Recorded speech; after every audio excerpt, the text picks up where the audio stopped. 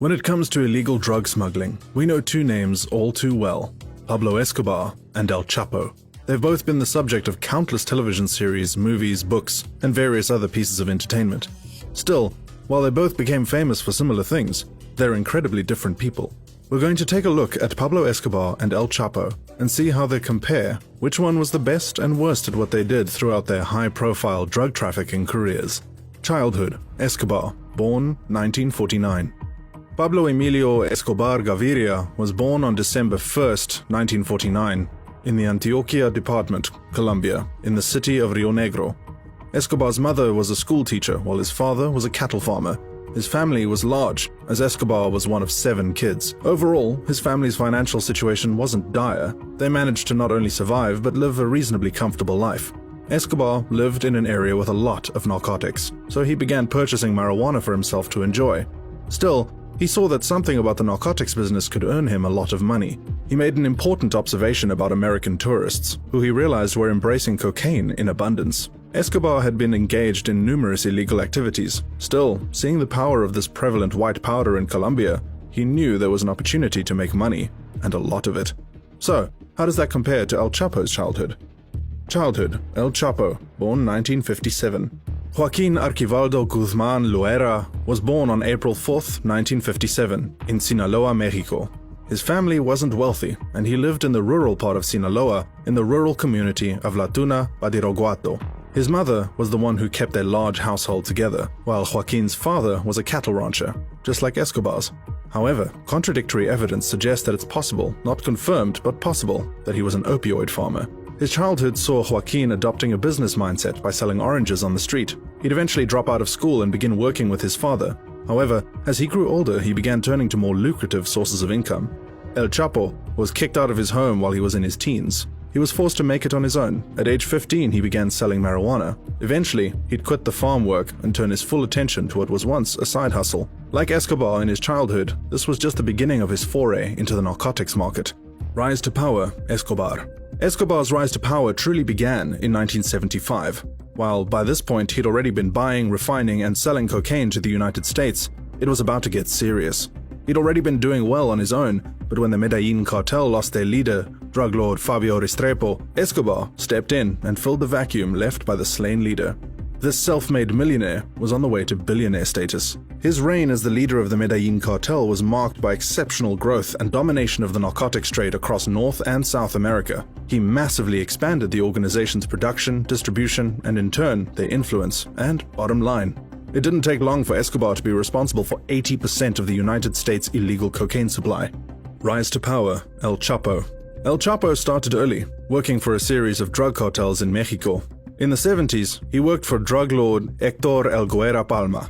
He oversaw the transportation of drugs and their shipments from the Sierra Madre to urban areas near the US-Mexico border. In the 80s, he worked for Mexico's leading crime syndicate, the Guadalajara cartel. They were all spearheaded by Miguel Ángel Félix Gallardo, also known as El Padrino, or the Godfather. His reputation was well known amongst his colleagues and adored by the higher-ups. He was ruthless. If shipments were short or not on time, or if anyone showed disloyalty, there was only one answer: death. He was constantly given more power, and when El Padrino was arrested in 1985, he became the leader and quickly worked to become a prominent figure in the narcotics trade that ruled South America. His ascension to the throne wasn't achieved without bloodshed. It was a truly violent time, but the ruthless El Chapo came out victorious in the end. Personal life: Escobar. On a more personal level, in 1975, Escobar married Maria Victoria Henao Vallejo, a 15-year-old at the time. They'd have 2 children together, Juan Pablo and Manuela. It was widely known that Pablo wasn't a faithful man, and he regularly engaged in infidelity. He had a preference, and judging by his wife's age when the two married, it's likely easy to understand what that preference was. Despite the affairs, the two remained together for the remainder of Pablo's life. Personal life: El Chapo. El Chapo's personal life differs from Escobar's. He married Alejandrina Maria Salazar Hernandez in 1977. The couple had 3 kids, and they lived in Jesus Maria, Sinaloa.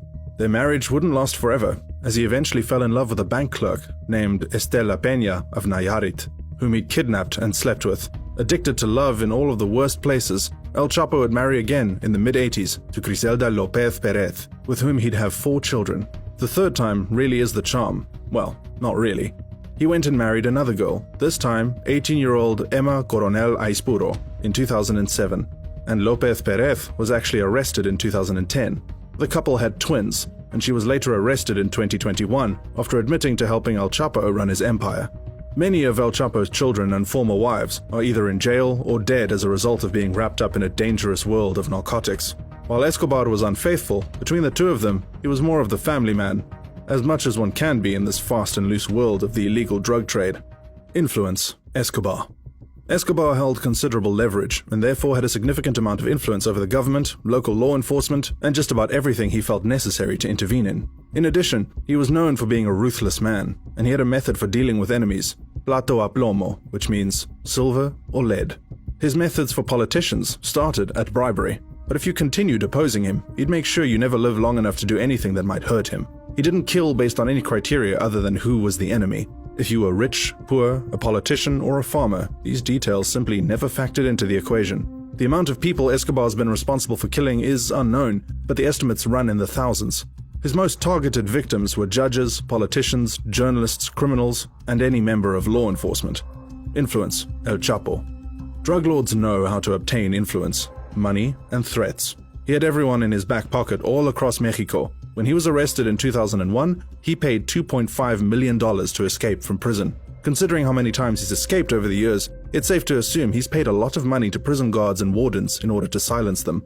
While people were searching for him, he brazenly had a wedding with politicians and policemen in attendance. There might have been an aggressive war against cartels and drugs in 2006 and 2007, but he was living his best life with the very people pretending to be after him.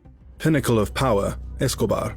The mid-80s saw Escobar at the height of power. He was ranked the 7th richest person in the world by Forbes. In addition, he'd created an empire that included criminals, soldiers, mansions, apartments, airstrips, planes, and even a zoo, all of which was spread across Colombia, further expanding his influence.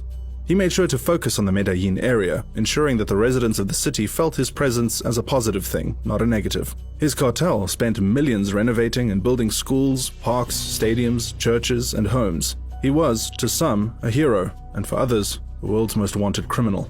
Pinnacle of power. El Chapo.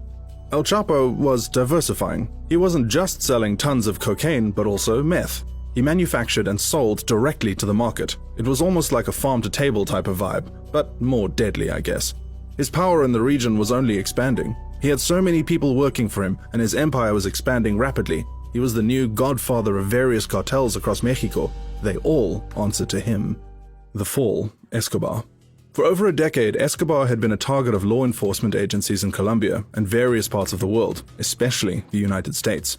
Finally, as a result of his intense scrutiny from the US and the inability to influence them as effectively as he had the Colombian government, he made a deal. He turned himself in and spent 5 years in prison. The catch, however, was that he designed the private prison himself and chose its location. Taking advantage of this, Escobar built himself a palace. La Catedral had features that didn't make it worthy of the title prison. Jacuzzis, endless rooms, a dance floor, a soccer field, and more populated this luxurious prison. He still ran his empire during this time and had endless guests visiting. This was house arrest, not prison. He took it a step too far. According to the Colombian government, in 1992, when he ordered the hit on 2 of his underlings, the 2 were brought to his prison and murdered. They then planned to take him to a regular prison, and that's when he escaped. Everyone was looking for him, and eventually he was found in 1993. They wanted him in jail, but a shootout ensued, and Escobar ultimately was taken out for good. He was shot in the torso and leg, and a fatal shot to the head. Nobody is sure if Escobar committed suicide, knowing it was game over, or if one of the Colombian police officers got lucky. Either way, Escobar's reign over the Medellin cartel was over. The empire went into ruins. Without their fearless leader, their influence dwindled until it was non-existent. The fall. El Chapo.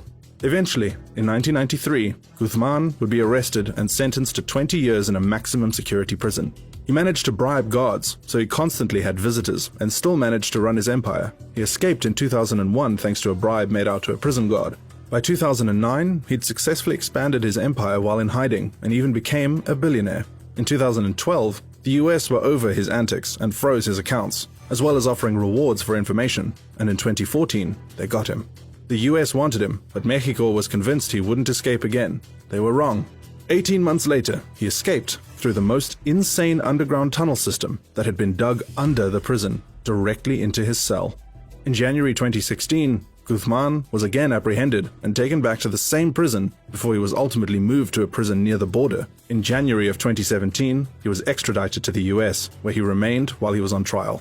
The trial went on for a little over a year and resulted in El Chapo being found guilty and sentenced to life in prison plus 30 years and an order to pay $12.6 billion in restitution. The legacy: Escobar. There's no arguing that Escobar has managed to sustain a pretty impressive influence. He's been the subject of so many movies, series, books, podcasts, merchandise, you name it. While he's viewed as a criminal, he's been almost glamorized to a degree. Now, when people think of Escobar, it's usually not in fear or disgust, but as if they're remembering a legend. The legacy: El Chapo. El Chapo's legacy is different from Escobar's. When El Chapo was sent away to jail for life, the cartel carried on without him. Unlike the Medellin cartel, which took a nosedive, his cartel remained one of the largest narcotics importers. Like Escobar, he's had movies, series, games, and books based on his life and crimes, but definitely not to the same extent. Perhaps El Chapo's crowning achievement is the intricate ways he smuggled drugs across the border, or in some cases, under the border. He had a series of tunnels under the border that were air-conditioned, which sounds insane, but it's very true. Escobar versus El Chapo. They both lost in the end, but Escobar was a winner until he died, while El Chapo languishes in prison, defeated. Much of El Chapo's success is owed to Escobar's death. When Guzman's Sinaloa cartel began rising through the ranks in 1989 and 1990, it was because of the Medellin cartel's waning influence. There's a stark difference between these two kingpins. One was integral to the survival of a thriving cartel, and the other, while influential, lost everything. Power, money, influence in his cartel, all of it just gone. If this was a battle of the kingpins and drug lords, Escobar wins. While Escobar is no longer with us and El Chapo is behind bars, there's no stopping what the world of narcotics is. There may never be another Escobar or El Chapo, but there's always a wannabe looking to be the kingpin.